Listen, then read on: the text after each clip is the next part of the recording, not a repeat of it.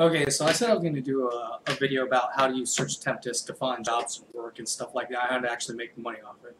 You're probably not going to make a lot of money, but you can probably make at least, I mean, you could if you worked at it every day, you could probably make a good bit, but I'd say there's maybe $300–400 a month if you put a little bit of time into it. Just be hard. Well, the first thing you do is go in there and let's say you're looking for day labor. Alright. Then you go and you put that in there and you find the jobs, all jobs, even gigs. You might even find them in gigs. Search day labor, see if they got any day labor in gigs.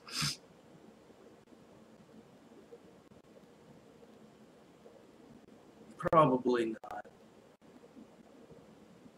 Yeah, see, maintenance, day labor, Raleigh, North Carolina, condo cleanup tomorrow, $400. See, this is the kind of stuff you can find on here that you could do for a day or two and then be gone. You know, you don't got to stick around. It's definitely good for a nomadic lifestyle. Day labor in Norfolk. Need a change from your other 9 to 5. Let's see what they got there.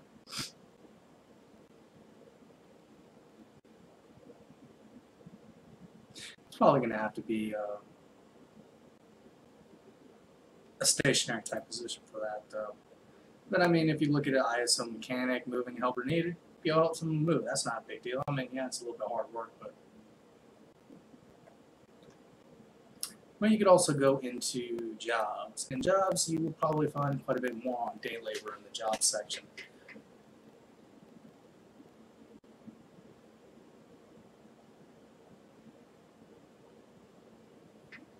Slacker, general labor, stacker, not slacker. Look, I got a one-day assignment. See, this isn't bad stuff at all. I mean, this isn't picking produce. See, farmers needed. That's not bad at all.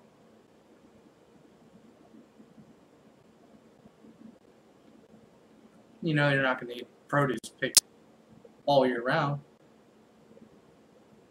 There's half days, some full days, April, May. No heavy lifting. See, that's not bad at all. It's probably a strawberry farm with it. $8 maybe more qualified. And you know, the thing is that farmer would probably let you pull your RV right up there and sleep overnight if you need be. Alright, now let's look at it another way. Okay, now this is a way to make a little bit more money where you're not having to break your back. And the way to do this, there's a program called Arbitrage Underdog.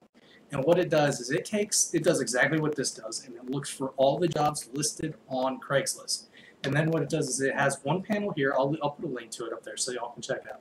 It puts one panel here with all this, and they'll put one panel here with Fiverr and all the providers who do these jobs. And what they want you to do is they want you to find these jobs on Craigslist and then hire someone on Fiverr to do it cheaper. So let's say someone on Craigslist needs a website built for $200. You go to Fiverr and pay someone $50, and you keep the $150 in between. So it's arbitrage thing. And it does work. It won't make you rich fast. I mean, and you got to scour. You got to look for these jobs because there's a lot of other people who are using that program, and they got a little bit of advantage because there's a couple of features of that program that this don't have, like being able to bookmark things that you've already looked at and finding the 5-star providers on Fiverr. It has Fiverr right there for you. With this, you'd have to look at this and then look at Fiverr and try and match them up and see if you could get something to work for the for you and make a little bit of money. But you can make money. There's a little bit of freelance stuff, but a lot of it they're looking for in-house. Photoshop student. Wedding videographers. See, that's probably something that you could probably make a little bit of money if you're good with camera.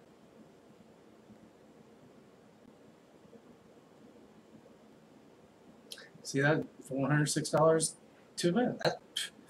That's covered a month of expenses right there, right? But anyways, I'm pretty sure you get the gist of this and how to do it. But like I said, if you're looking for freelance work, you just put it in there at the jobs. And if you're not looking for, if you're looking for freelance, it don't matter the distance. You're going to be telecommuting and doing it from distance anyways. But if you were to do, the day labor and you were going to be in a city, you probably want to narrow it down to about 50 miles for the day labor. You probably don't want to go too far. Or you might check it before you even get to a destination, maybe a week in advance, and see what the day labor situation in that city is. full-time surf instructor.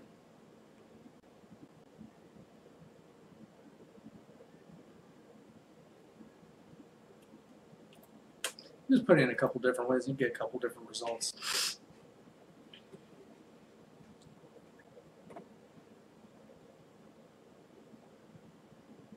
Helper with lawn care, research and development, 6 panelists, paint and move stuff, that's easy, you could do that. Construction labor, I mean, and a lot of these things is you'd probably be able to park wherever you're working for the night. I don't think they'd have a problem with that. People usually have a heart, or at least, well, I mean, or where I live, they would. I mean, have a problem